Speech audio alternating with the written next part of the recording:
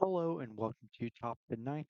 Today we are taking a look at the top nine Arizona Diamondbacks of all time as part of the series as we take a look at the top nine players of each franchise.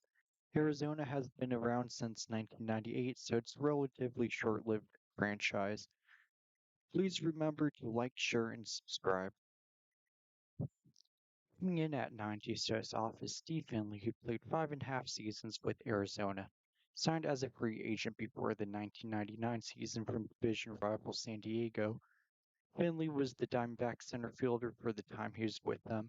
Signed as a 34-year-old, many expected his career to wind down in Arizona, but the opposite happened, as he hit 34 and 35 homers in 1999 and 2000, both career highs, while winning his two Gold Gloves those seasons as well. Finley was instrumental in the postseason when the D-backs won the 2001 World Series as he hit 368 in that year's Fall Classic. Finley would continue to be productive for the Diamondbacks, but his time would end with the team as he was traded to the Dodgers in 2004 at the trading deadline, as when the D-backs were in the middle of a 51 win and 111 loss season that year. In eighth, we have third member of the team, Kel Marte, who was acquired from Seattle in the 2016 offseason, along with Tyon Walker, that saw the D-backs give up Mick Haniger and Gene Segura to Seattle.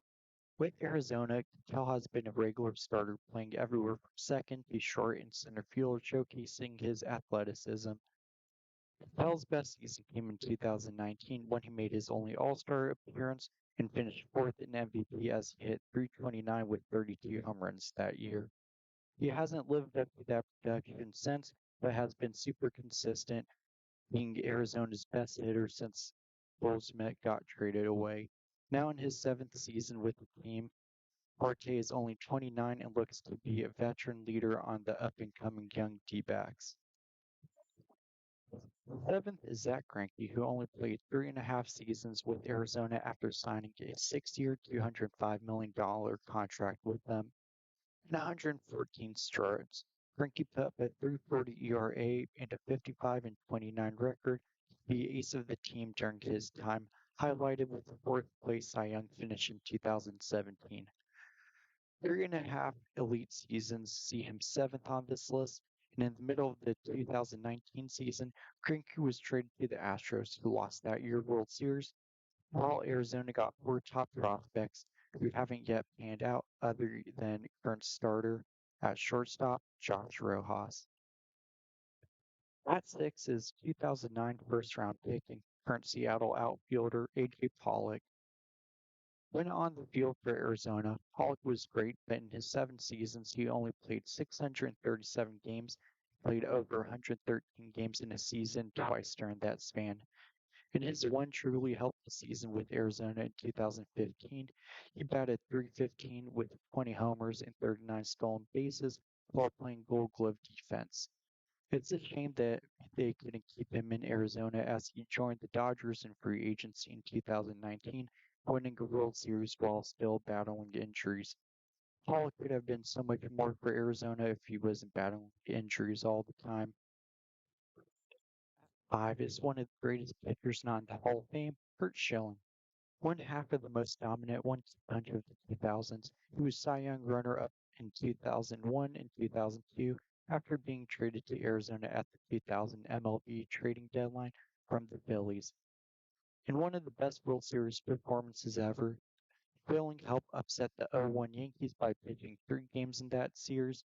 He had 169 ERA in 21 innings with 26 strikeouts, and in that whole postseason, he ended up pitching 48 innings to a 124 ERA, topped only by Madison Bumgarner. In 4 seasons with Arizona, Schilling went 58 and 28 with a 3.14 ERA and a 10.1 strikeouts per nine before he was traded to Boston in the 0-4 offseason, where he would help the Red Sox break their World Series curse. Fourth spot is Luis Gonzalez. He had the walk-off single in Game 7 of the World Series for Arizona. Traded to Arizona before the 1999 season, Gonzalez saved his best for 2001 as he was their best hitter, finishing third in MVP that year by batting .325 with a career-high 57 homers. with his next best home run season being 31. Unfortunately, due to Bonds hitting 73 home runs that year and Sosa hitting 64, he finished third in the home run race. Gonzalez is the all-time leader in games played for Arizona with 1,194, playing 7 full seasons with them, achieving 5 All-Star appearances as their starting left fielder during his time in the desert. Due to his heroics in Game 7 of the World Series, he has his number 20 retired by the Diamondbacks to honor him. In third is Brandon Webb, who had one of the most underappreciated peaks from anyone in the 2000s. Out of baseball at age 29 due to injury after making every start for 7 straight years. Webb won the Cy Young Award in 2006 and was runner-up for the award in 2007 and '08 as well. Great sinker baller, but didn't strike out many like Lincecum and Jake Peavy, who he was competing with for the awards, but he did have a high ground ball rate and didn't walk many before his rotator cuff gave out.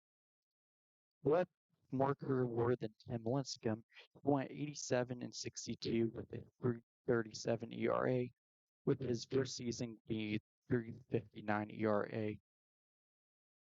Brandon Webb had a great 6 year stretch for some bad D backs team from 2003 to 2008. It could have been so much more for them if not for his shoulder injury.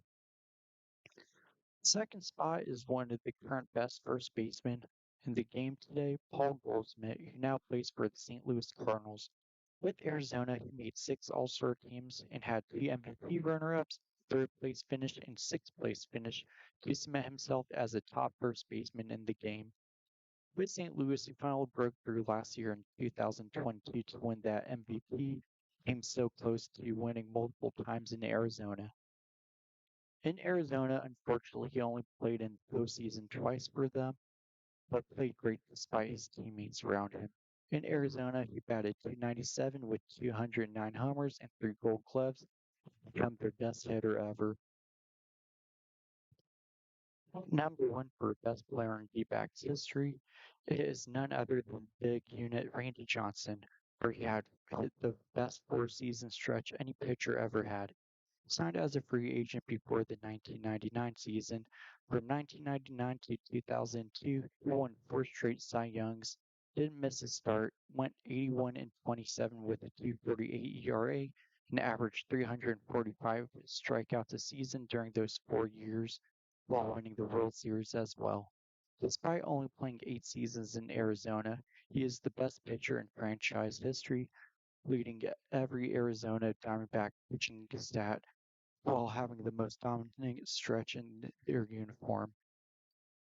He did all this at the steroid era with prime Barry Bonds in the same division, and his number 51 is retired by the Arizona Diamondbacks.